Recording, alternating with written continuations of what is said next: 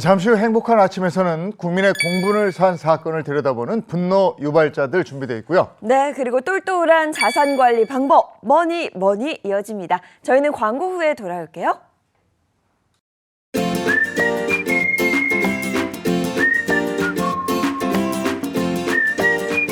안녕하십니까. 행복한 아침 이재용입니다. 안녕하세요, 정예인입니다. 오늘은 11월 19일 화요일이고요. 공무를 집행하는 경찰관들에게 폭행을 일삼 폭언하고 이런 일이 빈번하게 일어나고 있습니다. 그런데 솜방망이 처벌에 그치고 있어서 더 빈번한 거 아닌가 싶은 생각이 드는데요. 오늘 분노 유발자들에서 살펴보겠습니다. 네, 그리고 뭐니에서는요. 아이 없는 딩크족 부부 노후를 준비하고 싶어요 라는 사연 준비했습니다. 아이가 없으면 여유 있을 것 같지만 막상 현실은 그렇지도 않다고 하는데요.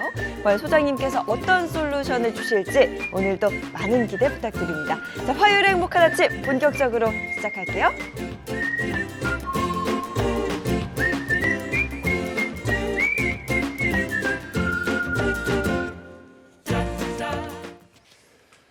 네, 화제 이슈를 발빠르게 전해드리는 모닝 브리핑 준비되어 있습니다. 네. 이건 변호사와 함께합니다. 어서 오세요. 안녕하세요. 안녕하세요. 네, 첫 번째 이슈부터 전해주시죠. 네, 우리나라 국민 10명 중에 7명이요. 항생제의 의미와 용도를 잘못 인식하고 있다라는 조사 결과가 나왔습니다. 네, 어제 오늘 갑자기 추워진 날씨로 인해서 감기 증상 호소하시는 분들 굉장히 많은데 제가 알기로는 이제 감기약에 항생제가 들어가 있는 게 아닌가요? 네, 그렇게 알고 계신 분들 많습니다. 항생제 하면 감기 바이러스를 치료하는 약물 아니야? 라고 인식하시는 분들이 많은데요. 그런데 항생제는 그것이 아니라 이 세균 감염 관련한 이 질환을 치료하는 치료제다. 이렇게 이해하시는 것이 맞게 이해를 하시는 겁니다. 그런데 질병관리청이요. 지난해 일반인 800명과 이 의사 1,100명을 대상으로 진행한 항생제 내성 인식도 조사에서 항생제가 세균 감염 질환 치료제다라고 올바르게 답한 국민이 28.1%에 불과했습니다. 이 응답자의 66%가 항생제는 감기 등 바이러스 감염 질환의 치료 효과가 있다. 이렇게 알고 있었고요. 5% 가까이는 모른다. 이렇게 대답하기도 했습니다. 그러니까 많은 분들이 항생제를 잘 모르고 그냥 쓰고 있다 그쵸. 이건데 이렇게 네. 되면 오남용의 우려가 또 있는 거 아니에요? 그렇습니다. 부적절한 항생제를 복용하거나 또 항생제 복용하다가 의사 처방 없이 갑자기 중단하시게 되면요. 내성이 생길 수 있습니다. 그리고 중증 감염 환자나 면역이 특히 저하된 환자 같은 경우에는 이런 경우에 굉장히 또 큰 문제가 발생할 수가 있습니다. 지난 2021년 기준으로 한국의 항생제 사용량이 OECD 평균 대비 약 1.2배가 높은 것으로 나타났는데요. 특히나 2019년 기준으로 이 의료기관에서 처방되는 항생제의 약 30%가 부적절한 처방인 것으로 드러났습니다. 국민의 항생제 내성인식 제고를 위해서 질병관리청은요, 이 WHO에서 지정한 이 세계 항생제 내성인식 주간에 맞아서 어제인 18일부터 오는 24일까지 캠페인을 열겠다 이렇게 밝혔습니다. 네. 어디 가면 저 병원 가면 빨리 낫더라. 맞아요. 그것 때문에 이제 항생제 처방 그냥 막 하기도 하고 그렇잖아요. 알고 좀 해야 되겠습니다. 항생제 적절히 처방하고 우리도 좀 알고 먹고 이래야 되겠습니다. 자, 다음 이슈 전해주시죠. 네, 일상생활이 충분히 가능한 환자임에도 불구하고 이 요양병원에 장기 입원을 시키고요. 이 요양급여와 실손보험금을 무려 72억 원이나 타낸 이 141명이 적발됐다라는 소식입니다. 네, 요양급여와 보험금을 타기 위해서 위법 행위를 저질렀다는 건데요. 이게 어떻게 된 일일까요? 자세히 좀 전해주시죠. 네, 금감원에 따르면요. 이들의 범행 기간 꽤 깁니다. 2021년 5월부터 지난해까지 허위 진료 기록으로 요양급여 12억 원과 실손보험금 60억 원, 총 72억 원을 편취한 혐의를 받고 있습니다. 경기 가평의 한 요양병원은요, 이 암 치료 등으로 입원했던 환자에게 다 나았는데 다시 입원하라고 권유한 뒤에 보험 상품의 보장 한도에 맞춰서 진료 기록을 허위 발급해주고요. 실제로는 미용 시술해주겠다 이렇게 환자들이 현혹했습니다. 병원 직원들은 피부 미용 시술을 하면서 허위 진료 기록과 실제 사용 용도를 별도로 표기하고 이러한 매뉴얼을 공유했고요. 의사는 허위 진료 기록을 작성해서 환자들이 보험 보험회사로부터 보험금 60억 원을 편취하도록 했습니다. 뿐만 아니라 입원비, 식사비 등 급여 항목 12억 원을 이 건강보험공단에 직접 청구해서 부정으로 수급을 받기도 했습니다. 그러니까 아프지도 않은 환자들이 그 제안을 수락을 한 거고 이 병원 그 의사라는 사람이 이걸 제안을 한 거고 공범이네요. 그렇습니다. 환자 수도 적지 않습니다. 무려 136명이나 되는 환자가 치료가 전혀 필요하지 않은 그런 상태였지만 좋은 공기 마시면서 요양하시고 피부관리 받으셔라 라는 병원의 권유를 수락하고 이러한 범행에 동조한 것으로 밝혀졌는데요. 이렇게 해서 1인당 탄핵한 보험비가요. 평균 4,400만 원이나 타갔다는 거예요. 와. 엄청난 금액이고 이 환자 중에 한 10명 정도는 인당 편취한 보험금이요. 1억 원이 넘는 것으로 밝혀지기도 했습니다.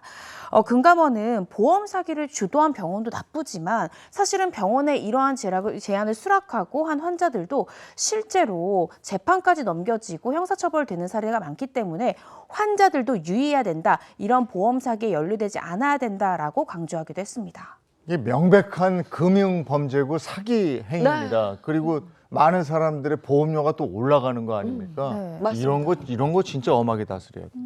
자, 다음 미션 해주시죠. 네, 최근 소셜미디어 인스타그램에서 아이의 일상을 공유하던 육아스타그램, 이렇게 아이의 사진을 공유하던 이 인스타그램이요.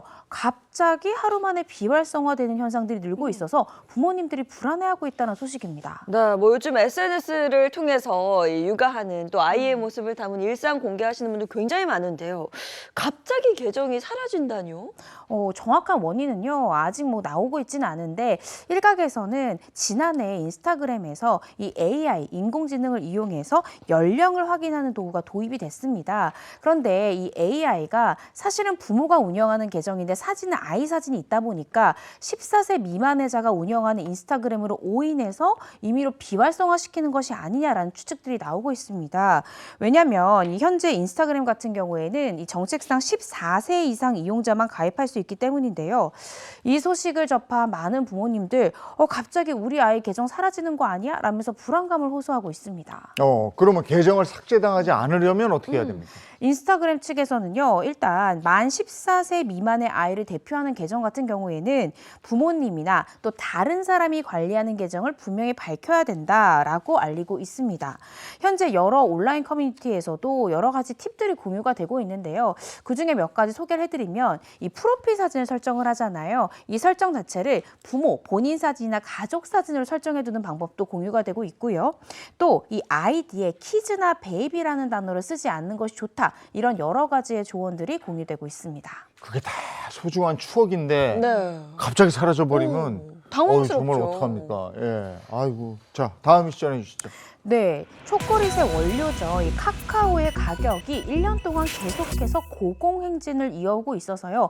제과업계에 비상이 걸렸다는 소식입니다. 업계에서는 이 과자에서 초콜릿 함량을 줄이기도 하고요. 또 카카오에 대한 확보 방안에 대해서 여러 가지로 고심하고 있습니다. 1년 전부터 카카오 가격이 계속해서 오르고 있는데요. 원인은 뭔가요? 일단은 카카오가 어디서 많이 수급되느냐, 바로 이 서아프리카에서 전체 양의 70%가 생산된다, 이렇게 보시면 됩니다. 지난해 발생한 엘니뇨 때문에 이 카카오의 가격이 급등을 했는데요. 엘니뇨는 이 태평양 감시구역의 온도가 평년보다 높아진 현상입니다. 근데 엘니뇨 때문에 날씨가 건조해지면서 카카오 나무가 말라붙어 버린 겁니다. 이로 인해서 수십 년째 1톤당 2,000에서 4,000달러 선에 머물던 국제 카카오 가격이 작년 11월에 4,000달러를 넘어선 뒤에 현재는 무려 8,000달러대에 머물고 있습니다.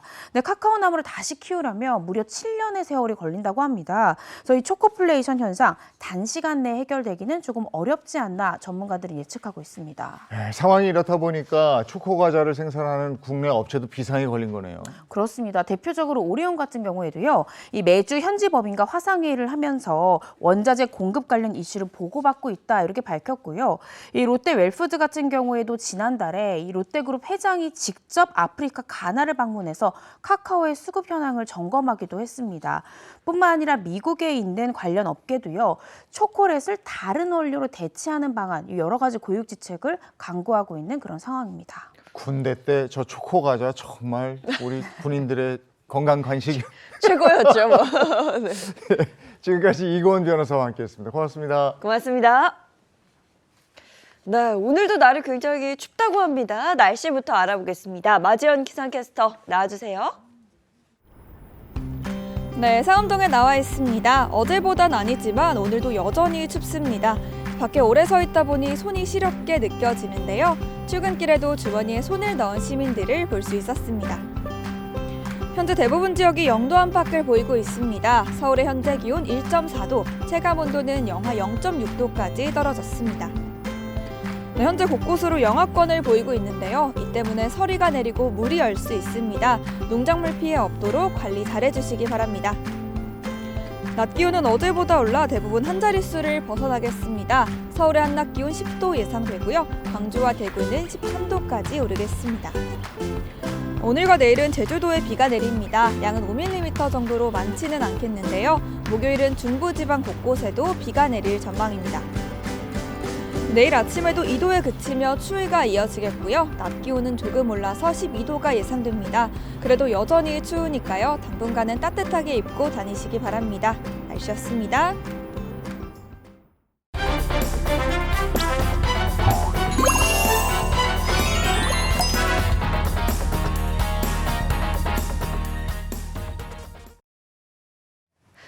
범죄자들이 제대로 된 죄값을 치를 때까지 우리의 정당한 분노를 하나로 모아보겠습니다. 분노 유발자들 이고은 변호사 그리고 신인선 씨 함께합니다. 어서 오세요. 네, 안녕하십니까. 네, 얼마 전에 모 그룹 회장의 장남이 경찰관을 폭행한 혐의로 기소가 됐습니다. 네.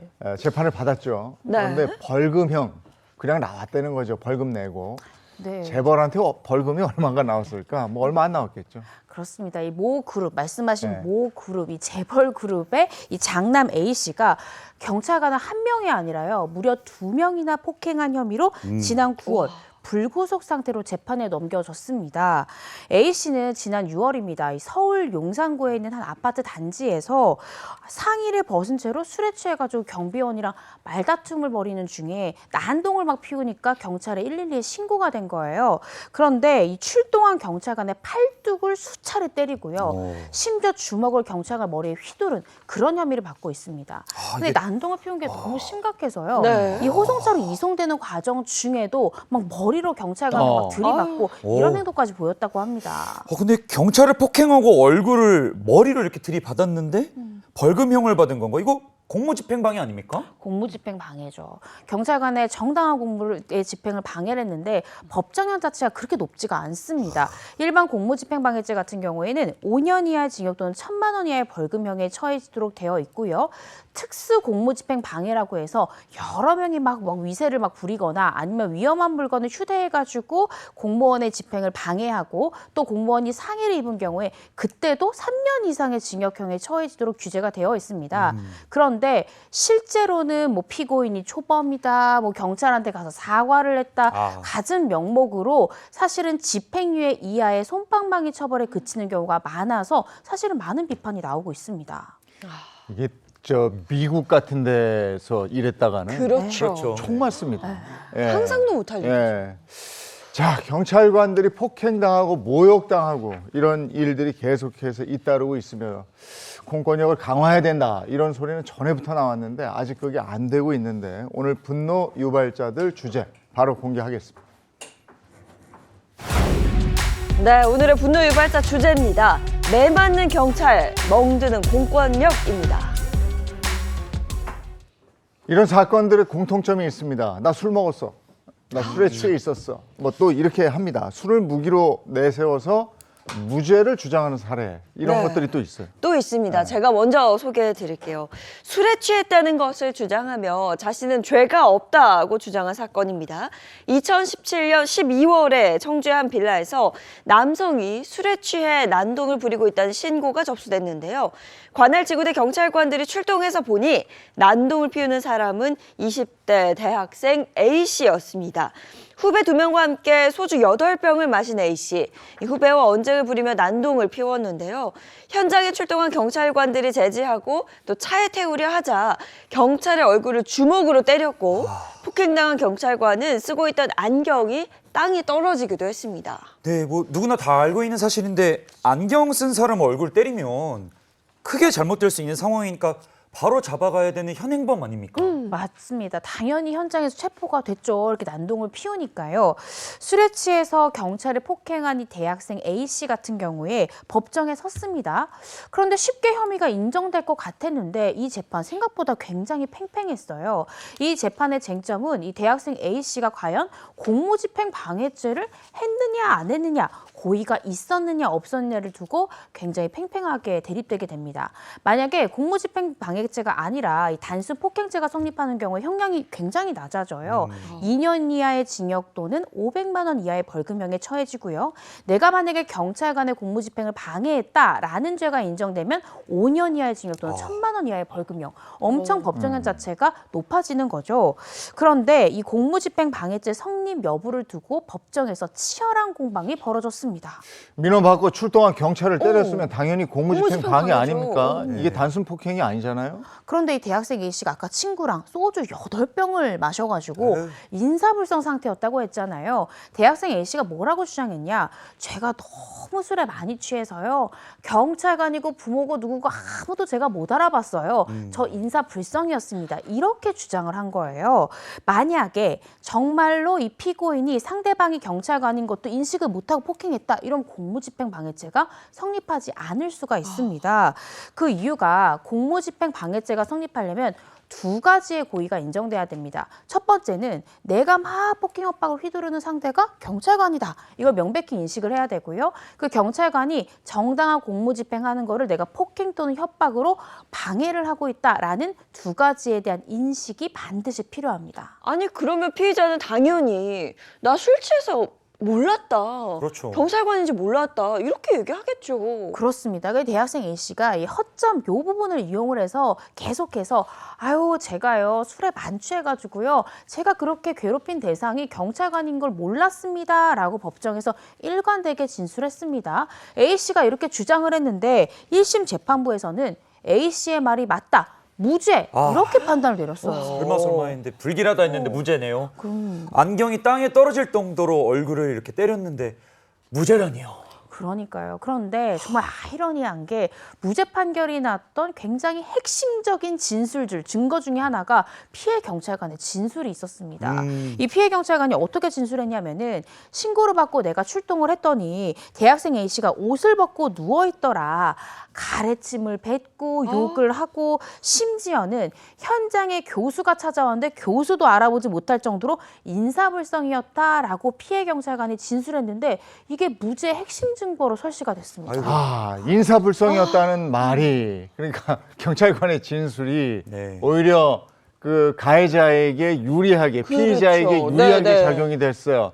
그러니까 판사가 무죄다 이래버린 거예요. 아유. 맞습니다. 그러니까 1심 재판부에서는 A씨가 인사불성 상태였기 때문에 상대방이 경찰관이라는 걸 인식했다라는 범의가 없었다. 범죄를 행하려는 의사가 없었다. 이렇게 봤고요. A씨는 술에 취해서 우발적으로 결국에는 경찰관을 그냥 때리고만 그런 사건으로 1심은 아이고. 판단이 된 겁니다. 네, 근데 좀 이상한 게 술에 취했다고 무죄를 주는 게 맞는가 이런 생각이 드는데요. 그러니까요. 술을 마셨든 안 마셨든 포인트는 경찰을 폭행한 거거든요. 네. 그게 정확한 거 아닙니까? 아니 그리고 술에 취했기 때문에 그 술 때문에 무죄가 된다. 이게 말이 되지 않다고 저는 생각하거든요. 그렇죠. 어쨌든 내가 때린 거잖아요. 네. 그럼 술을 적당히 마셨어야죠. 그러니까요. 그래서 검찰에서도 이거는 우리가 납득되지가 않는다라면서 검사도 항소를 했습니다. 그런데 항소심 2심 재판부도 역시나 이 대학생 A씨에 대해서 무죄를 선고를 했습니다. 어우. 2심 재판부는요. 술에 취해서 당시 상황이 기억이 나지 않는다는 A씨의 일관된 진술이 있고 그리고 당시에 A씨의 상태가 인사불성이었다는 이 출동 경찰관의 1심 진술과 더불어서 당시에 12월 아주 추운 겨울날이었는데 속옷만 입고 있었던 대학생 A씨의 모습을 볼 때 아 이건 A씨가 만취로 인해서 정상적인 판단과 행동이 좀 불가능했다라고 판단을 한 겁니다. 검찰은 여기에 또 불복해서 결국에는 상고를 하게 되고요. 대법원까지 이 사건이 가게 됩니다. 어허. 그런데 여기서 반전이 일어납니다. 대법원은요. A씨가 공무집행 방해의 고의, 인식이 있었다 이렇게 보면서 유죄 취지로 파기환송이라는 결과를 내놓습니다. 출동 경찰관도 만취 상태였다 이렇게 증언을 했는데 대법원이 A씨가 경찰관을 인지했다고 본 거잖아요. 네, 그렇습니다. 왜 그렇게 봤냐면 대법원은 이 피해 경찰관이 출동을 했을 때 내가 어디 소속 경찰관이다라고 그 A씨한테 소속을 밝혔다는 거예요. 그러면서 경찰관한테 함부로 이렇게 폭행 또는 협박하면 공무집행죄로 처벌받을 수 있습니다라고 고지했더니 A씨가 잠시 잠깐이지만 행동이 좀 얌전하게 끌어들었다는 거예요. 알았다는 거네요. 알았다는 거예요. 그래서 그걸 보고 대법원에서는 A씨가 과연 이게 공무집행 중인 경찰관이 몰랐다라는 짓을 믿을 수 없다. 이렇게 본 거죠. 그래서 현재 그 대법원에서는 A씨가 확정적으로 이 공무집행방해에 대한 확정적 고의는 인정이 안 될지언정 미필적 고의, 그러니까 경찰관에 대해서 정당한 공무집행을 방해해도 내가 용인하겠다라는 미필적 고의 정도는 인정이 된다라고 봤습니다. 그래서 결국에 2심으로 돌아갔고요. 파기환송된 2심에서는 결국 A씨에 대해서 벌금 500만 원의 유죄가 선고가 됐습니다. 네. 저는 사실 500만 원도 그쵸. 너무 적지 않을까. 왜냐면 공권력이 얼마나 낭비돼. 1심, 2심, 3심까지 가고 또다시 2심에 와서 파기환송이 됐는데 역시나 파기환송된 2심에서도 대법원과 같은 논리로 이 대학생 A씨에 대해서 유죄를 선고를 했습니다. 근데 뭐 결과적으로는 죄가 있다라고 봤지만 변호사님 말씀처럼 벌금형 좀 너무 약하지 않나 뭐 이런 생각이 들기도 하는데 누리꾼의 반응은 어땠나요? 네, 누리꾼들은요. 사람을 때려도 처벌받지 않는 법은 만취를 주장하는 거다. 맞아. 1, 2심 사법부는 아직도 주친난동에 너그럽네.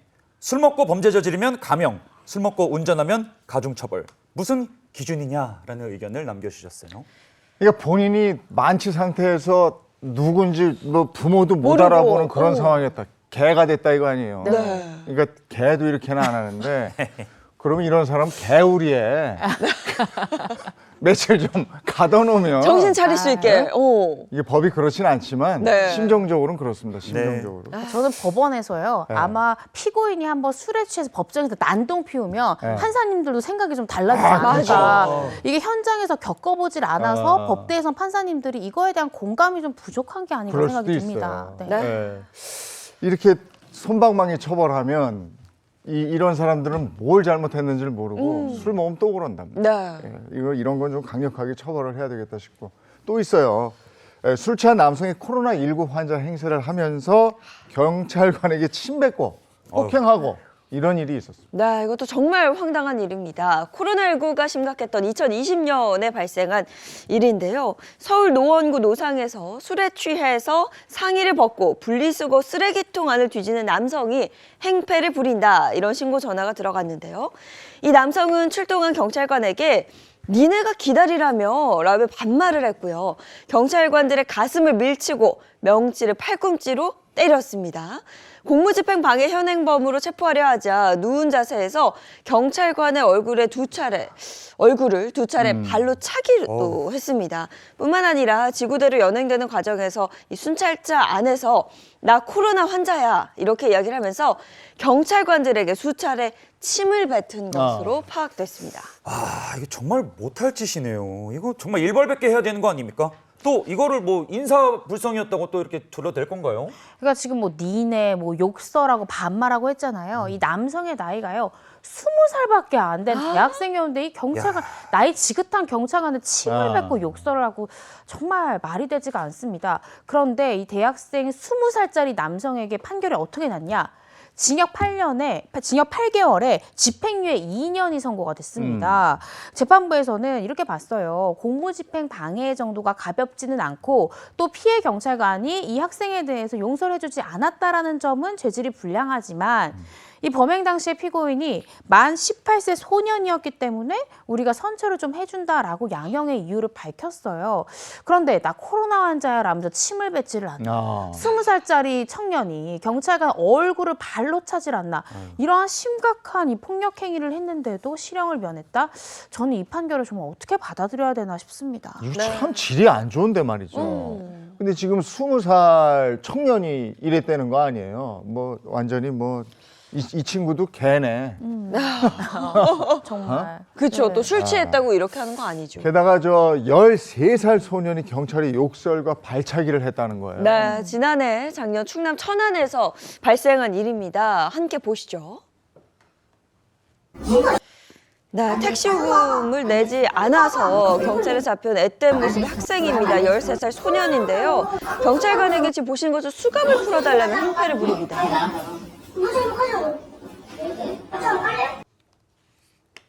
야, 참. 지금 막 발로 차기도 하고요. 뭐야. 경찰은 그냥 달래기만 하는 모습인데요. 다른 동료가 저거 보세요. 이제 아이를 보시는 것처럼 진정시키면서 사건은 일단락됐습니다. 근데 저게 제가 지금 보고 있는 게 맞아요? 야, 이거 정말 황당합니다. 아니, 경찰관에게 뭐 맞짱 뜨자 뭐 이렇게 이야기를 했거든요. 저 발길질 저렇게 하는데 가만 둬도 되는 겁니까? 분명히 잘못한 거죠. 그런데 문제가 우리 그 네 글자 촉법소년.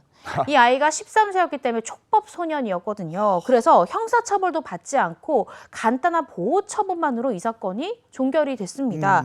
그런데 문제가 이 소년의 가족이에요. 네. 사실은 13살짜리가 저렇게 나이가 지긋한 경찰한테 저런 행패를 부렸으면 사과를 100번을 해도 부족하잖아요. 그럼요. 네. 그런데 이 소년의 가족이 뭐라고 얘기했냐. 아니 왜 우리 아들 얼굴 나오는 영상 유포시켰냐고 경찰에 항의를 합니다. 그러니까 사실은 저는 그런 말 있잖아요. 자식은 부모의 거울이다. 부모가 이 사건에 대해서 정말로 이건 잘못한 행동이다 따끔하게 교육하지 않고 오히려 경찰에게 내 아이 얼굴 나오는 영상 왜 뿌렸어? 이렇게 얘기하면 사실은 그 자식이 보호처분을 받고 다시 가정으로 돌아간다고 하더라도 제대로 이게 훈화가 될까라는 생각이 듭니다.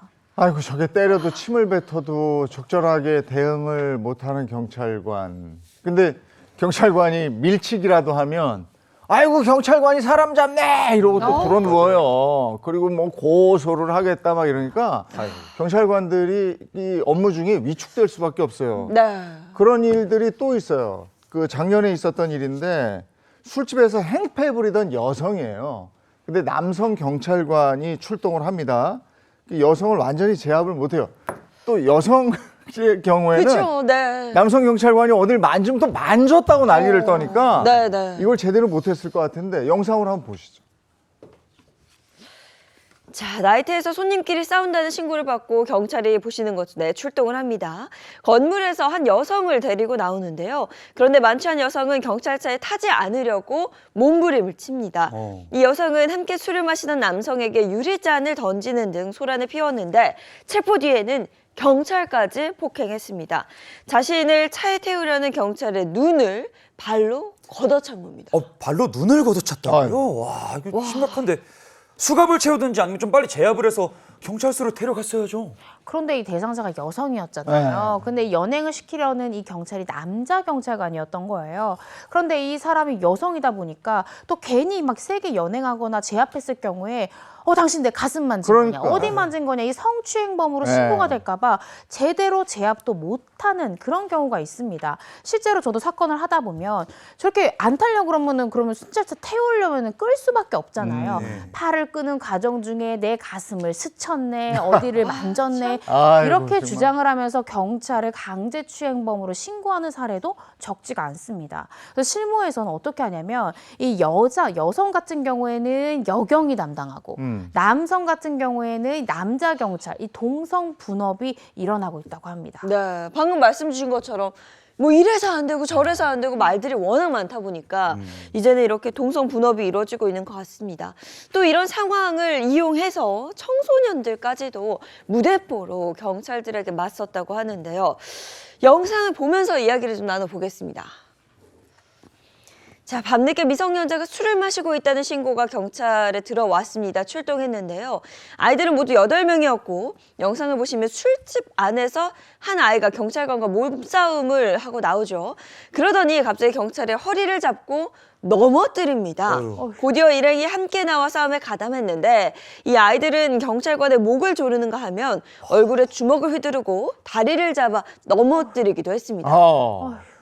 야, 저게 지금 청소년들이 단체로 그냥, 그쵸? 이 강력하게 대응을 해야 되는데 저 경찰은 이게 어떻게 하지를 못하고 있어요 지금. 그러니까요. 이 남녀 학생들이 같이 있다 보니까 경찰이 이제 여학생을 좀 제압하려면 여학생이 경찰이나 만져요 그러니까. 이러면서 성추행으로 신고하겠다고 압박을 하니까 근데 사실은 저 젊은 이 소녀들이 이 경찰가 한두 명을 때리면 진짜 사실은 사망할 수도 있는 그럼요. 굉장히 위험한 순간이거든요. 결국에 경찰이 이제 혼자 한두 명에서 이게 해결될 문제가 아니다라고 판단을 해서 지원을 요청한 거예요. 그래서 추가 경찰관들의 인력이 보충되고 이제 추가 투입이 됐고요. 거친 몸싸움은 계속 이어졌고 결국 이 경찰이 감당할 수가 없어서 이 전기 충격기를 사용하면서 사건이 일단락이 됩니다. 그런데 학생 8명 중 4명이요. 공무집행 방해로 당연히 아까 보셨잖아요. 경찰을 막 폭행하고 집단으로 그래서 공무집행 방해로 입건이 되는데 경찰 관계자에 따르면 입건 당시에 한 명을 제외한 나머지 학생들은 이 경찰 수사에 불응하면서 국가인권위에다가 과잉 진압이다 이렇게 진정을 제기했다고 그러니까 합니다. 이러니까 경찰들이 그걸 제압하고 진압할 때 위축될 수밖에 없어요. 네. 이걸 좀 풀어줘야 되는데. 정말 자기가 잘못한 건 생각도 안 하고 이 만만한 게 경찰이다 이렇게 머리에 박힌 것 같은데요. 저는 장난 전화도 공권력을 우습게 보는 일이라고 생각을 합니다. 경찰에 허위 신고하는 장난 전화가 많이 늘었다고 하죠. 네, 그렇습니다. 112 허위 신고 전국적으로 증가 추세인데요. 2021년에는 4천여 건이었는데 2023년에는 5천여 건으로 큰 폭으로 증가했습니다. 그런데 그중 75%가 벌금, 구류, 과료 등 가벼운 처벌에 그치고 있는 게 현실입니다. 5천여 건이면 이거 간단히 장난 전화라고 보기에는 공권력이 너무 낭비가 되는 거거든요. 네. 이거 실제로 한번 보자고 112에 신고된 실제 신고 음성 한번 들어보겠습니다. 시험 폭탄을 쏘았습니다. 임명수가 발생할 것입니다. 어떤 폭탄을 설치하셨다는 거죠? 백제 폭탄입니다. 뒤에 웃는 폭탄 모습까지. 설치했다고 그래놓고 그게 웃을 일입니까? 놀리는 거예요, 와, 지금? 시한폭탄을 설치했다 그러면 경찰 입장에서는 출동을 안 할 수가 없잖아요. 네. 뭐 어떻게 합니까? 당연히 출동을 해야죠. 근데 다행히 이 사건 같은 경우는 통화 속에서 허위 신고를 하는 걸 알아챌 수 있었다면서요. 그러니까요. 이 사건은 다행히도 시한폭탄인 게 말도 안 되고 또 웃잖아요. 그러니까 이게 장난 전화구나라는 걸 경찰이 알아채고 출동을 안 할 수도 있는데 그런데요. 진짜 범죄 피해를 당한 것처럼 깜짝하지 속여서 경찰이 실제 출동을 하고요. 허탕을 치는 그런 경우도 많습니다. 신고자는 나 단순히 장난했는데요 라고 치부할 수 있지만 이 허위 신고 명백한 범죄라는 것을 분명히 아셔야 됩니다.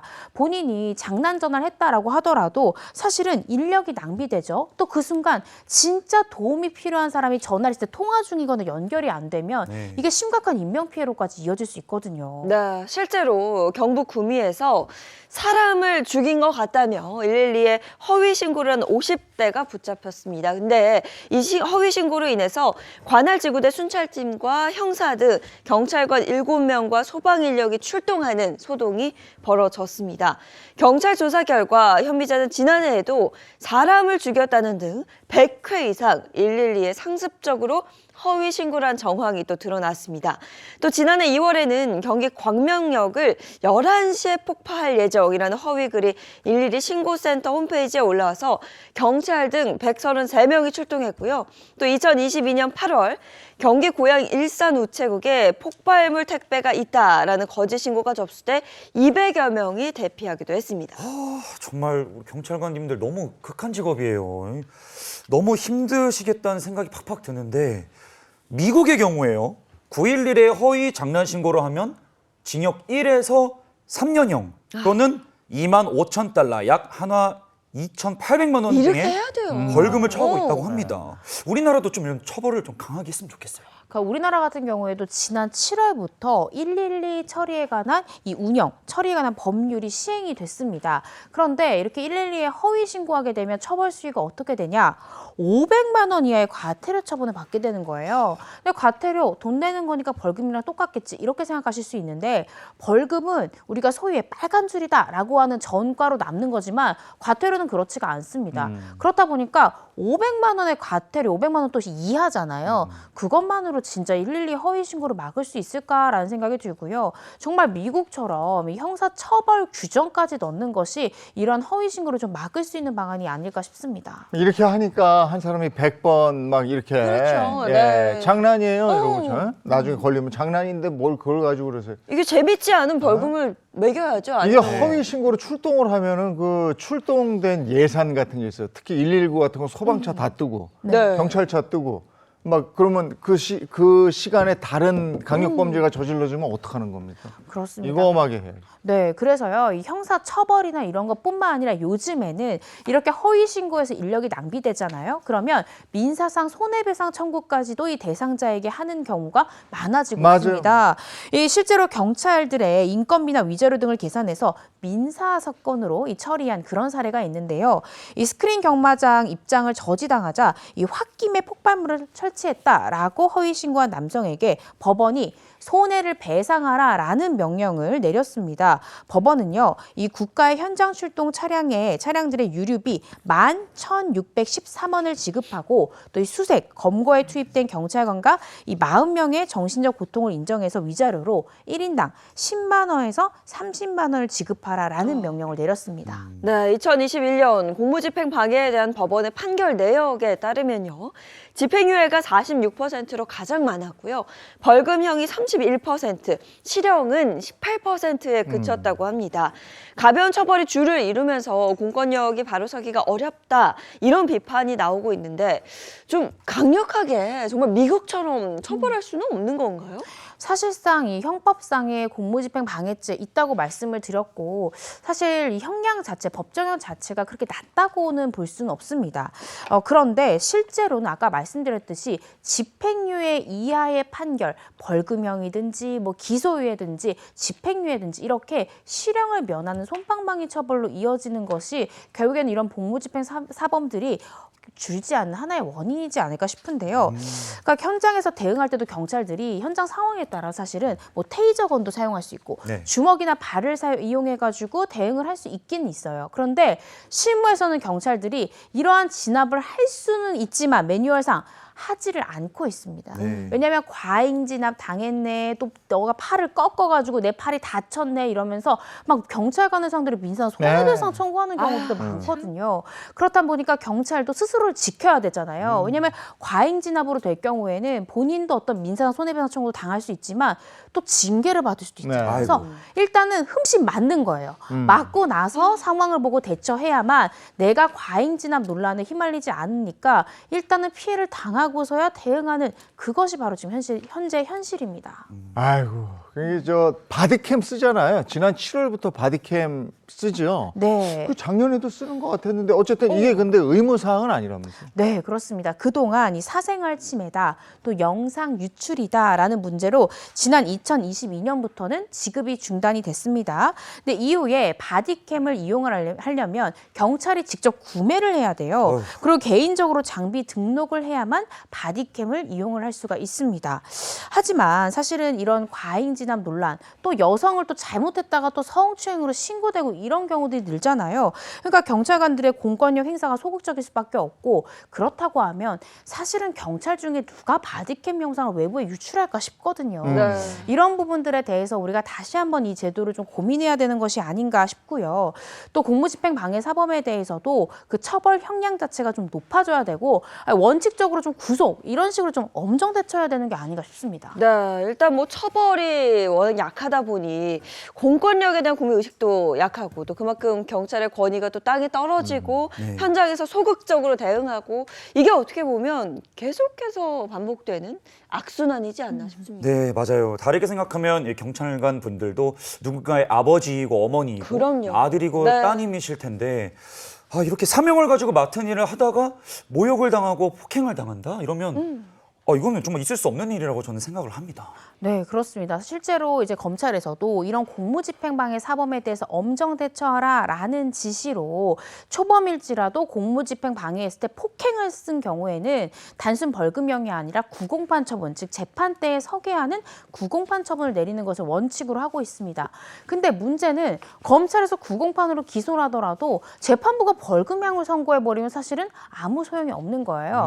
근데 저는 사실은 검사 생활할 때 판사가 이 피고인 신문인데 피고인이 판사 말 3번 안 들으니까 바로 감치하더라고요. 근데 이게 실제 실무에서 사실 생명을 위협을 느끼면서 현장 대응을 하는 경찰관들이 이러한 피의자들한테 폭행을 당할 때는 더 위험한 상황이 될 수 있다는 것을 우리 판사님들께서 꼭 이 프로그램 보시고 다시 한 번 더 형량을 결정하실 때 생각을 해주셨으면, 또 형량이 높아질수록 이 공무집행 방해 사범들이 줄지 않을까 생각이 듭니다. 그러니까 오늘 얘기를 쭉 들어보니까 경찰관들이 일선에서 위축될 수밖에 없는 상황이잖아요, 지금. 예. 아니, 그리고 바디캠을 개인이 구매한다는 것도 난 오늘 처음 들었는데, 아니, 멀쩡한 보도블록 교체하는 돈으로 바디캠 한 대씩 줘도 되게 남겠구만. 그럼요. 에이. 화가 났어요. 네. 네, 이고은 변호사와 함께했습니다. 고맙습니다. 고맙습니다.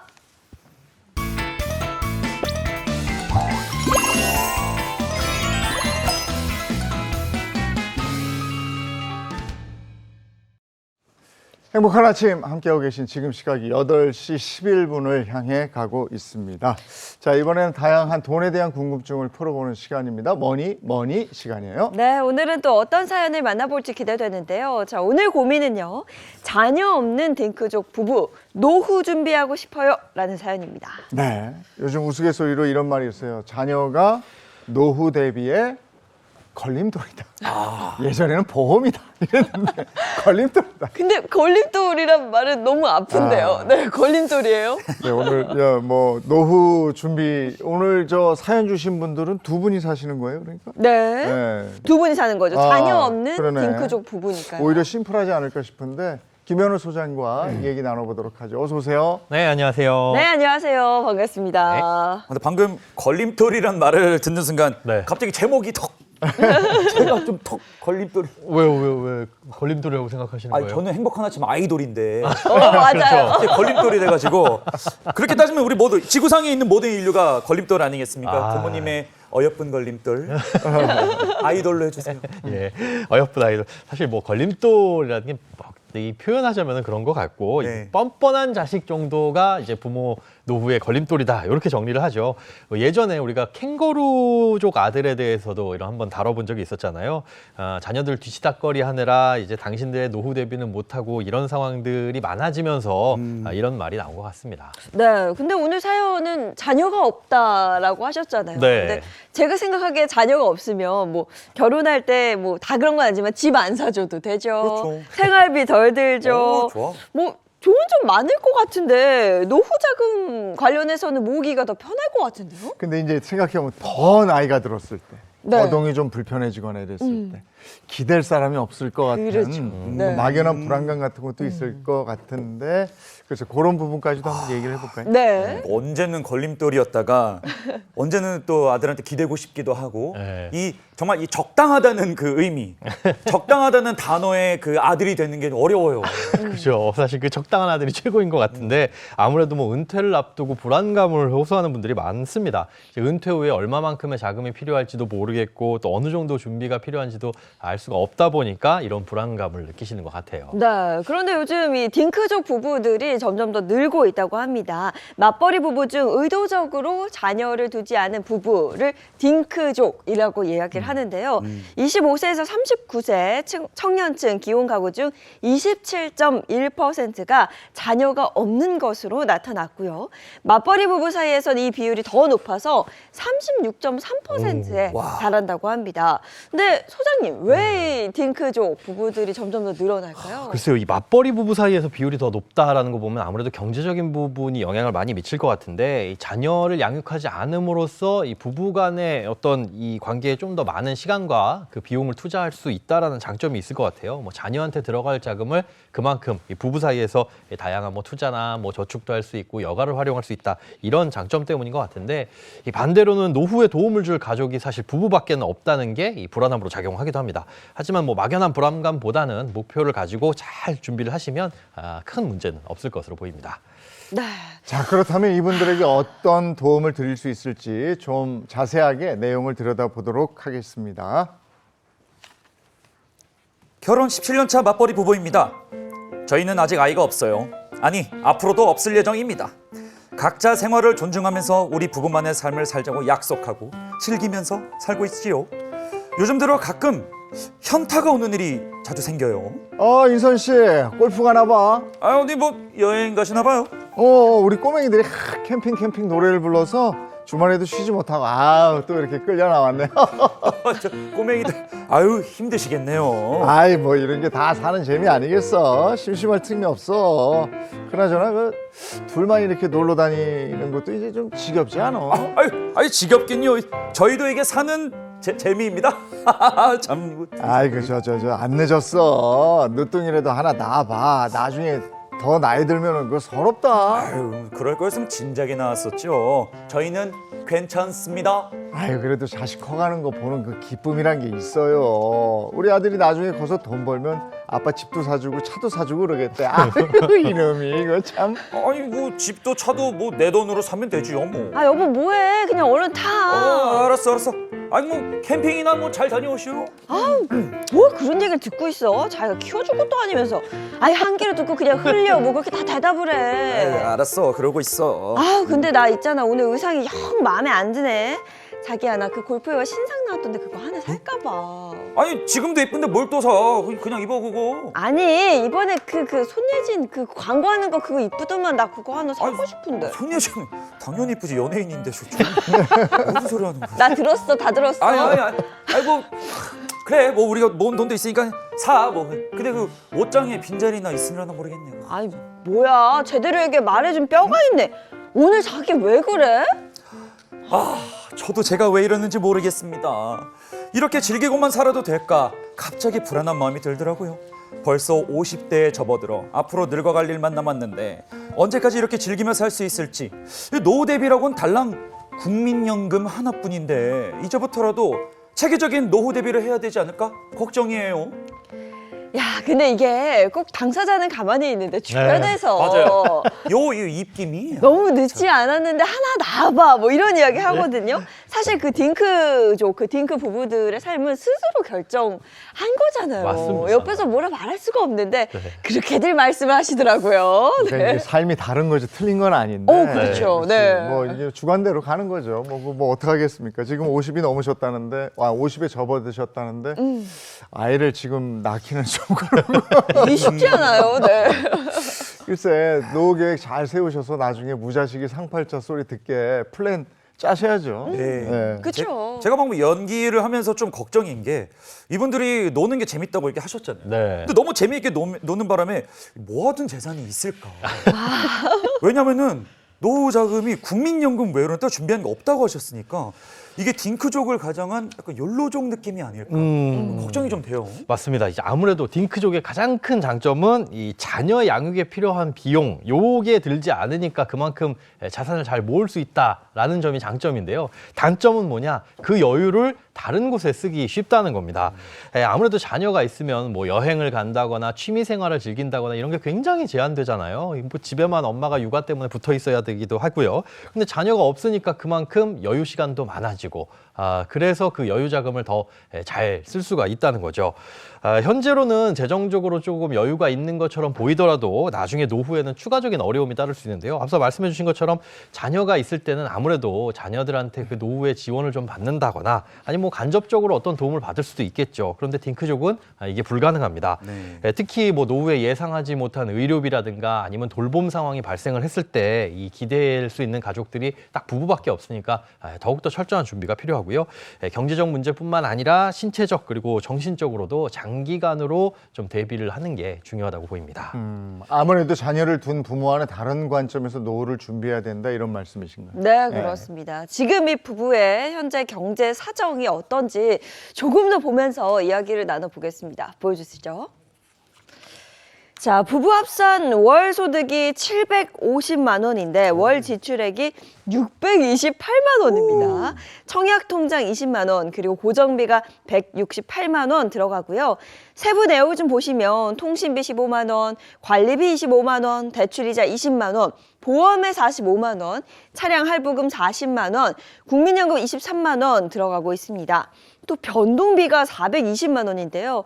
뭐 세부 내역은 교통비 20만 원, 생활비 180만 원, 용돈 50씩 해서 100만 원, 취미생활 80만 원, 여행비 40만 원, 경조사 20만 원입니다. 와, 정말 여유 있게 쓰시긴 하네요. 보니까.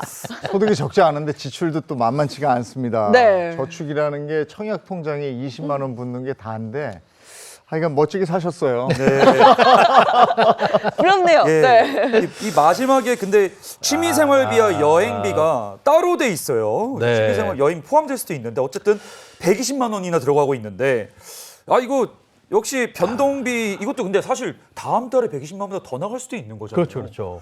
이거는 욜로족 아닙니까? 딩크족을 가장한 욜로족. 네, 그렇게 보입니다. 사실 예상대로 지출이 상당히 크신 편인 것 같아요. 특히 용돈, 취미생활, 여행비가 차지하는 비중이 굉장히 큰데요. 이 돈은 만약에 자녀가 있었다면은 자녀에게 뭐 생활비로 더 들어갔거나 아니면 교육비로 지출됐을 돈이죠. 자녀 양육비에 쓸 돈을 전부 다 저축해라 이렇게 말씀을 드릴 수는 없지만 여유가 있다고 해서 있는 대로 다 지출을 하시는 건 좀 무서워 보입니다. 남는 게 없을 수밖에 없어요. 최소한 필요한 저축은 좀 하면서 쓰고 살아야 현재도 그리고 미래도 좀 행복하실 수 있을 것 같습니다. 네, 이 부분은 지금 봤을 때 뭐 다 아실 거예요. 일단 지출을 줄이고 저축을 늘리는 게 가장 시급한 문제라고 보시면 될 것 같은데 부부의 자산은 그럼 얼마나 되는지 또 통장에는 얼마나 있는지 그것도 한번 보겠습니다. 예. 자, 전세보증금 5억 원. 그러니까 지금 자가주택이 아니라 전세로 살고 계신 거예요. 그중에 전세자금 대출이 2억 원이고요. 청약통장 잔액이 500만 원. 그리고 보통 예금통장 잔액 1,500만 원 있는 상황입니다. 결혼한 지 17년째고 소득도 괜찮았는데 지금 자가가 아니에요, 그죠? 네. 이게 마음만 먹으면 사고도 남았을 텐데 청약하시려고 그러나? 그거는 아니었던 것 같고요. 사연을 보니까 아무래도 두 분 모두 다 이제 내 집 마련에 대한 어떤 큰 위기감이라든가 필요성을 못 느끼고 그냥 살아오셨던 것 같아요.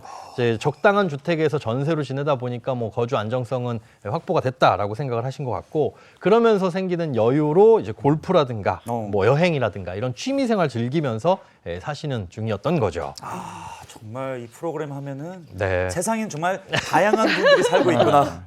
아니 뭐니 사연에서만 봐도요. 네. 무리해서 내 집 마련해가지고 대출금 갚느라고 좀 허리가 휘시는 분들도 있고 그리고 뭐 좀 여유가 있는데도 굳이 내 집을 매매하기보다는 현재에 만족해서 사시는 분들도 네. 있고 네. 인생 참 재미져요. 네. 다양합니다. 각자 삶에 대해서 가치를 어떻게 두느냐에 따라서 라이프 스타일이 이렇게까지 달라지는구나. 저도 뭐니 이 코너 하면서 좀 느끼는데요.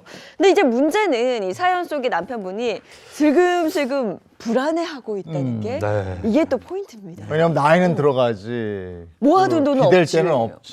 또 지금 뭐 보니까 집도 없고 저축해놓은 돈도 없고. 네.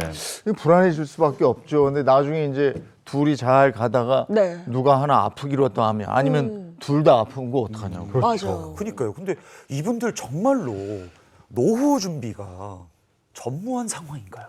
지금 노후 준비 현황으로만 보자면 국민연금이 다예요. 남편분 같은 경우에는 120만 원, 그리고 아내분이 70만 원, 이 국민연금이 요 정도 둘이 합쳐서 200만 원이 채 안 되는 돈, 이걸 받을 수 있는 상황입니다. 근데 지금까지 노후 준비에 대한 얘기를 수없이 나눠왔는데 이 돈으로는 턱없이 부족한 상황인 것 같은데 2인 가구 최저 생계비에도 못 미치는 상황 아닙니까? 그렇죠. 190만 원이 그리고 또 은퇴 이후에 당장 나오는 것도 아니고 65세부터 지급을 받게 되는데 그렇다고 보자면은 이 노후 준비가 굉장히 부족하다고 볼 수 있겠죠. 지금까지는 이 두 분이 별로 이제 별다르게 뭐 아프신 데도 없었고 또 계속해서 소득도 있어 왔던 상황이니까 별다른 문제점이 없다고 생각을 하셨을 텐데요. 이제는 좀 어느 정도 절제를 하고 사셔야 될 것 같습니다. 만약에 그런데 이분들의 부모님이 엄청나게 부자다. 그래서 난 물려받을 것도 많고 이 노후는 충분히 부모님으로부터 어떻게 대비를 받을 수가 있어라고 하신다면은 문제 없겠지만 그런 게 아니라고 한다면은 이제 두 분이서 뭐 노후라든가 주택이라든가 이런 기본적인 사항은 좀 준비를 해두셔야지 될 것 같습니다. 네, 아까 보니까 이제 청약에 매달 20만 원 넣고 있는 게 전부예요. 네. 이 외에는 저축이 전혀 없기 때문에 저축을 이제 하는 게 가장 중요할 것 같은데요. 자, 어디에서 돈을 좀 아껴서 저축을 할 수 있는지 그것도 한번 보겠습니다. 자, 우선 고정비부터 좀 보겠습니다. 관리비가 25만 원. 이건 뭐 어쩔 수가 없어요. 그리고 네. 대출이자 20만 원. 이 부분도 손댈 수 없습니다. 자, 그 다음이 보험 45만 원, 차량 할부금 40만 원, 국민연금 23만 원, 통신비 15만 원인데요. 줄일 수 있는 부분이 있을까요? 일단 눈에 띄는 게 보험료와 통신비를 좀 줄이셔야 될 것 같습니다. 이 보험 같은 경우에는 보통 사망보장에 대한 보험료가 비싼 편입니다. 그런데 이 사망보험을 그럼 왜 드느냐? 사실 뭐 남겨진 배우자보다는 남겨진 자녀를 위해서 가입하는 경우가 많이 있거든요. 자녀가 어리게 되면 그만큼 생활비도 많이 필요한데 혼자서 맞벌이에서 외벌이로 전환되면 생활비 부담이 될 테니까 그것 때문에 사망보장을 가입하시는 경우가 많아요. 그런데 지금 같은 경우에는 자녀가 없으시니까 그런 걱정은 크게 안 하셔도 되겠죠. 만약에 대출이 있다면 대출이 좀 정리될 때까지 이 원리금 상환 부담을 줄여주기 위해서 사망보장이 필요할 텐데 지금 그런 상황도 아니고요. 그러니까 사망보험금을 좀 줄이게 된다면은 이제 보험료를 좀 굉장히 많이 낮출 수 있을 것 같은데 이 실손보험과 진단비 위주의 보장으로 조정하면 1인당 한 10만 원 남짓한 돈으로 될 거고요. 그렇다면 지금보다는 한 25만 원 가량은 보험료를 줄일 수 있을 것으로 보입니다. 또 통신비도 두 분 합쳐서 15만 원인데 이거 소득 대비해서는 그렇게 크게 부담스럽지 않은 금액이긴 하지만 알뜰폰으로 바꾸신다면은 이것도 한 절반 이상 줄일 수가 있습니다. 이렇게 하면 보험료와 통신비에서 최소 30만 원 정도는 일단 확보가 됐습니다. 자, 그리고 자동차 할부도 지금 40만 원씩 내고 계신데 이것도 없애는 게 좋습니다. 뭐 이자가 얼마나 높냐 이걸 떠나서 할부는 사실 소비 습관을 망치는 굉장히 안 좋은 이 주범이거든요. 이게 할부가 끝나게 되면 어차피 우리가 40만 원 돈 할부를 하고 있었으니까 이번 기회에 뭐 중고차 이거 팔고 새로운 차로 바꿀까? 어차피 할부금 그냥 40만 원 그대로거든. 뭐 이런 생각을 하시게 돼요. 그래서 비슷한 소비를 계속 유지하게 되는 아주 안 좋은 습관이기 때문에 예금 1,500만 원이 있으신데 이거 딱히 쓰실 일이 없다면 뭐 금리가 높은 이런 할부를 먼저 없애시는 게 좋다고 보입니다. 소장님께서 말씀하신 보험료, 통신비, 자동차 할부금에서 네. 월 70만 원 이상을 확보할 수 있는 상황이네요. 근데 이게 사실 고정비도 고정비인데 이분들 취미생활 비용을 조금 줄여야 되지 않을까 싶은데 그동안 즐거우셨으니까 조금 자제하면 어떨까? 네, 자제하셔야 될 것 같아요. 제가 봐도 변동비 항목 한번 보도록 하겠습니다. 자, 변동비 항목을 좀 보시면 생활비가 180만 원, 뭐 여기에 뭐 식비나 의류 구입비가 좀 들어갈 것 같아요. 그다음 부부 각자 용돈 50만 원씩 해서 총 100만 원이 또 들어갑니다. 교통비 20, 또 취미생활 80만 원, 여행비 40만 원, 경조사비 20만 원 이렇게 해서 한 달에 440만 원을 이제 쓰고 있는 그런 상황입니다. 아까 보니까 그 연기할 때 그 와이프가 그 신상 골프웨어, 그 모델분 이쁜 모델분 입는 거 보고 자기도 예쁠 것 같아서 하는 사람들이 있는데 그런 사람들 꼭 보면은 그 장비에 대해서 욕심 있는 사람이 굉장히 많아요. 요즘 그 러닝이 또 대세잖아요. 맞아요. 그냥 아무거나 입고 나갈 수 없죠. 백화점 가서 러닝 용품 머리부터 발끝까지 또 장만하는 그런 경우도 있고요. 골프도 사실 그 골프웨어가 정말 다양하고 정말 예쁘긴 합니다. 근데 그런 옷을 입고 쳐야 사진도 좀 잘 나오고 공도 왠지 더 잘 맞는 것 같고 그런 느낌이 또 들기도 하죠. 장비빨, 장비병 이런 것도 있잖아요. 네. 근데 진정한 고수는 장비를 그런 연장을 탓하지 않죠. 맞습니다. 근데 그게 안 되거든. 그래서 그런 거 장만해야지 또 레슨도 받아야지 필드에 나가면 또 거기서 뭐 돈이 한두 푼 드는 게 아니죠 이게. 네, 맞습니다. 저희 세 명이서 말한 거 다 저축하고 이러면 얼마나 좋아요, 소장님? 그렇죠. 네. 두 분 같은 경우에는 자녀에게 들어가는 비용 이게 전혀 없기 때문에 그래도 최소한 소득 대비 저축률을 30% 정도까지는 올린다 이렇게 좀 잡으셔야 될 것 같습니다. 그렇게 한다면 저축은 한 달에 최소 200만 원 이상은 하셔야 되는 상황인데 200만 원 저축을 하기 위해서는 뭐든 줄여야 되겠죠. 제가 보기에는 이분들 지출하시는 거 전부 다 과해 보이지만 제가 함부로 이분들 인생에 관여할 수는 없지 않습니까? 그 우선순위 뭘 줄여야 되는지는 두 분이서 알아서 판단을 하셔야 되는데 예를 들어 개인의 용돈이 중요하다라고 한다면은 뭐 취미생활이라든가 여행을 좀 줄여야 되고 나는 취미생활 없이는 못 살아 그러면 여행이나 뭐 아니면 개인 용돈을 좀 줄여야 되겠죠. 아까 고정비에서 70만 원 줄여드렸으니까 지금 130만 원을 이 변동비에서 줄여 나가야 됩니다. 용돈, 여행, 취미에다가 쓰는 돈이 220만 원이니 그중에서 90만 원만 쓸 수 있다라고 생각을 하시고 130만 원을 어디서 줄일지 이 두 분 상의하에 꼭 결정을 하시기 바랍니다. 이분이 남편분은 50대 접어든다고 그랬으니까 그래도 한 10년 정도는 더 벌 수 있는 거고 네. 아내분은 프리랜서라고 그랬잖아요. 네. 평생 벌 수도 있겠지만 프리랜서는 내일이라도 당장 일이 끝날 수도 있는 거거든요. 맞습니다. 그러니까 이거는 좀 대비를 해야 되지 않나 싶어요. 네, 이게 무엇보다 중요한 게 남편분은 좀 퇴직금이 있으니까 이걸 뭐 연금으로 쓰든 일시금으로 쓰든 좀 활용할 수가 있는데 이 프리랜서라면 퇴직금이 없으니까 이 그에 상응하는 돈을 알아서 별도로 모으시는 게 좋은데 돈이 있는 만큼 이분들 쓰는 편이기 때문에 강제로 좀 저축할 수 있는 방법을 좀 추천드리겠습니다. 강제로 저축할 수 있는 상품이라는 게 있나요? 네, 있습니다. 힌트를 한번 드려볼게요. 이거 네. 굉장히 직관적입니다. 네. 화면을 다 보시면 보이는 대로 말씀해 주시면 돼요. 뭐예요? 노란 우산인데요. 저 뭐지? 네. 아니 노란 우산 뭐 솔직히 우리 말할까요? 알죠. 저는 잘 알죠. 저는 뭐 이미 뭐 하고 있습니다. 개인 사업자들은 다 알죠. 아, 네. 예. 말 그대로 이제 노란 우산 공제라는 상품입니다. 신인선 씨도 이거 관심 있으시면 한번 가입을 해보시는 게 좋을 것 같은데요. 네. 노란 우산. 네. 그냥 근데 없어? 신인선 씨가 없어요? 예? 저는 없는데요. 그러면 안내 좀 해주셔야 돼요. 예, 네. 이 노란우산 공제라는 건 중소기업 중앙회에서 운영하는 상품인데 소기업이나 소상공인 그리고 프리랜서까지도 가입을 할 수 있는 일종의 사회 안전망이라고 보시면 돼요. 소기업 소상공인 분들 퇴직금이라는 게 없잖아요. 그리고 만약에 이제 자영업을 하시다가 폐업을 하시게 됐다, 혹은 상황이 안 좋아지게 됐다, 그러면 뭐 압류에 걸릴 수도 있고요. 이 노란우산 공제라는 상품은 스스로 퇴직금을 만들어주는 상품인데 이게 압류에서도 보호된다. 그리고 소득공제, 세제 혜택도 굉장히 크다라고 보시면 될 것 같은데요. 이제 한마디로 스스로 마련하는 퇴직금 상품이기 때문에 꾸준하게 납입을 해야 된다는 강제성이 있고 또 폐업이나 노령 등의 사유 외에는 해지 시에 페널티가 커서 강제적으로 저축을 할 수밖에 없다라는 특징이 있습니다. 그러니까 가입은 누구나 하실 수 있지만 네. 해지는 못한다 이거네요. 맞습니다. 말 그대로 강제적이 될 수밖에 없는 저축이라는 거죠. 이 노란우산 공제라든가 아니면 깨면 큰 손해가 발생하는 게 연금저축 같은 상품 있잖아요. 이런 것들에 가입해서 뭐 직장인들 같은 경우 1년 일할 때마다 한 달치 월급이 퇴직금으로 늘어나는 것 같으니까 12달, 12분의 1 해가지고 한 달치 월급 정도는 1년에 퇴직금 목적으로 저축을 하시는 걸 추천드립니다. 네, 이 아내가 현재 250만 원의 소득이 있는 상황이니까 그럼 한 달에 20만 원 정도는 적어도 네. 이게 강제로 저축을 해야 되는 걸로 보입니다. 그러면 소득공제는 얼마나 되죠? 이 노란우산 공제 소득공제 혜택이 굉장히 커요. 이 사업소득이 4천만 원 이하인 경우에는 500만 원까지 100% 소득공제를 해주고 1억 원이 넘어간다고 하더라도 뭐 200만 원 한도로 소득공제를 해주거든요. 아내분의 경우 지금 연소득 3천만 원이니까 예를 들어서 연간 500만 원 납입하면 소득이 3천이 아니라 2,500으로 줄어드는 효과가 있으니까 그만큼 소득세도 절감을 할 수가 있는 거죠. 네. 만약에 근데 중간에 해지를 하면 어떻게 됩니까? 이게 사망이나 폐업으로 인한 해지가 아니라 내가 그냥 임의대로 해지를 한다라고 한다면 기타 소득세라고 해가지고 지방세 포함 16.5%의 세금을 내야 됩니다. 굉장히 많이 내야 된다. 네. 그러니까 함부로 깰 수는 없겠죠. 그래서 중도 해지하지 않기 위해서도 큰 돈을 납부하시면 안 되고 한 달치 월급 정도만 꾸준하게 납부를 하시는 게 좋습니다. 그러니까 내가 끝까지 저축할 수 있는 금액으로 설정을 한다. 네. 그래도 이분들에 비하면은 뭐 한 달에 20만 원? 네. 크게 부담스러운 금액은 아니니까 어. 가능하실 것 같아요. 네네, 충분히요. 네. 그리고 또 이제 연금 계좌 이야기 해주셨는데 연금 계좌 같은 경우에도 중대 해지했을 때는 손해가 좀 크죠?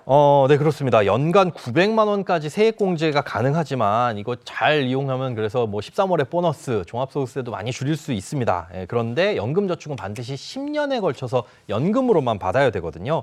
하지만 노란우산공제 같은 경우에는 일시금으로 받을 수도 있고 또 5년에서 20년까지 연금으로 잘라서 받을 수도 있습니다. 이분들 상황에서는 지금 소득공제 겸 노후 대비 자금으로 필요한 거니까 연금저축보다는 이런 노란우산 공제를 활용하시는 게 좋을 것 같고요. 앞서 12분의 1 정도는 저축하셔라. 그래서 한 달에 20씩은 저축하셔라라고 말씀은 드렸지만 프리랜서는 사실 경비로 인정받을 수 있는 게 거의 없습니다. 네.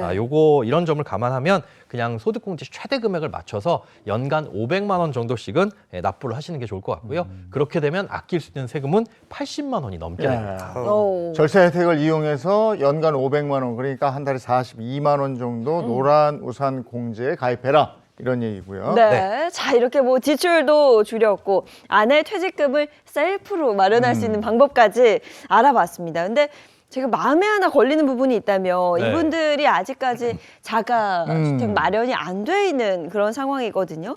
전세자금 대출을 아직도 갚고 있어요, 보니까. 네.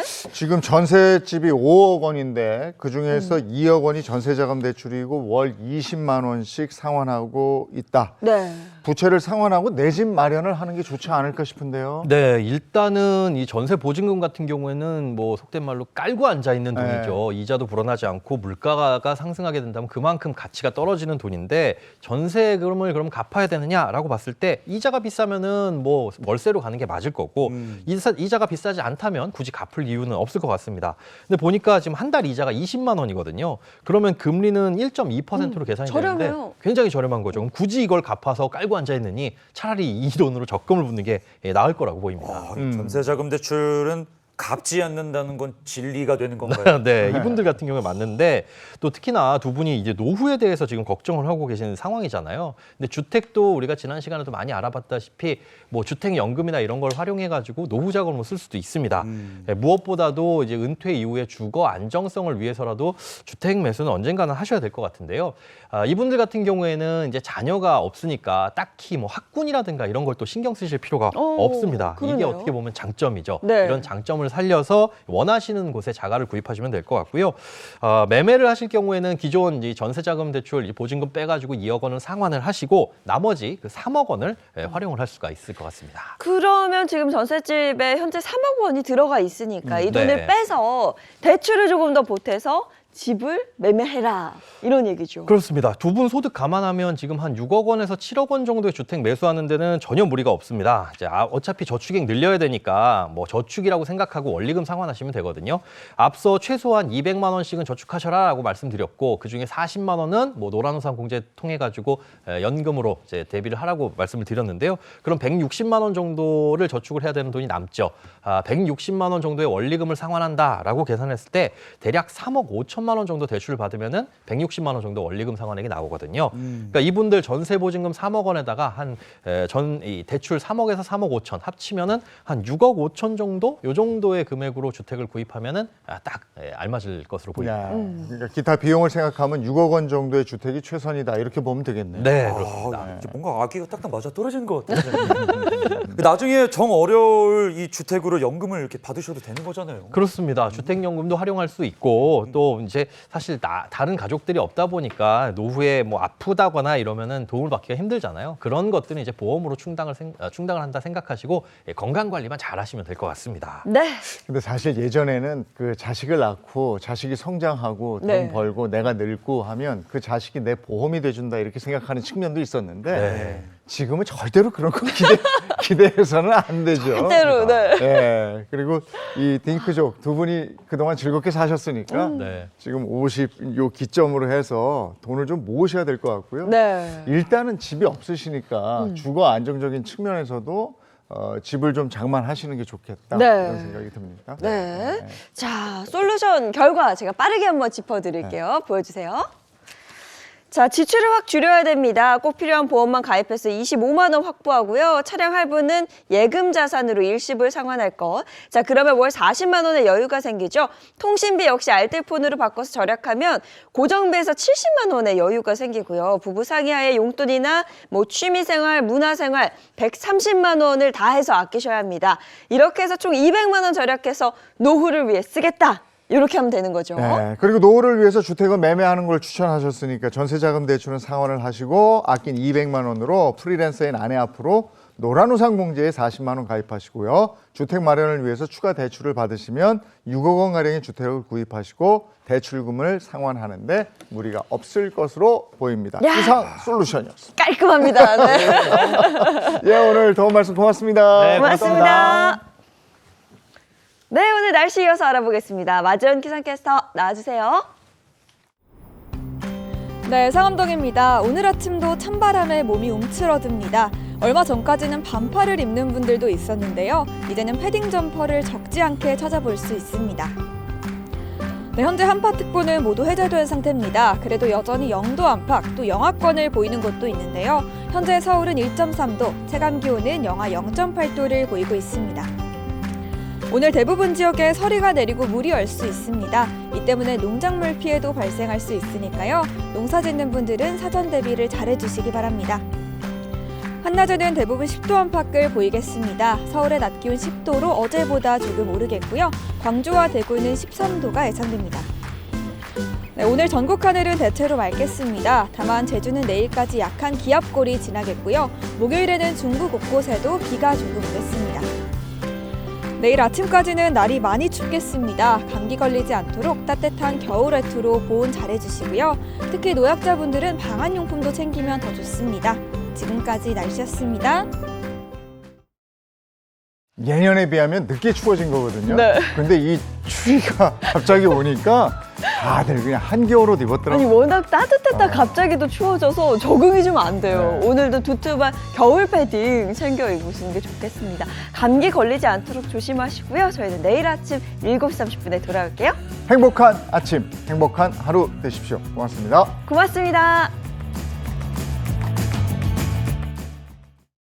즐겨봐 너의 세상 플레이 더 넥스트 채널 A.